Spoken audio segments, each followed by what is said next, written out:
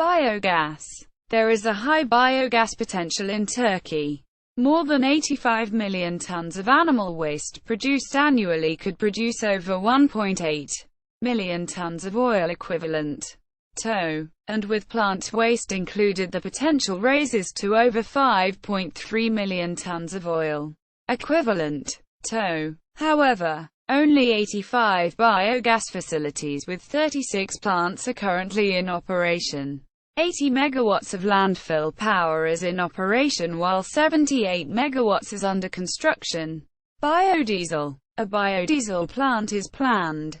Bioethanol. Sugar beets are the main source of bioethanol production in Turkey, followed by corn and wheat.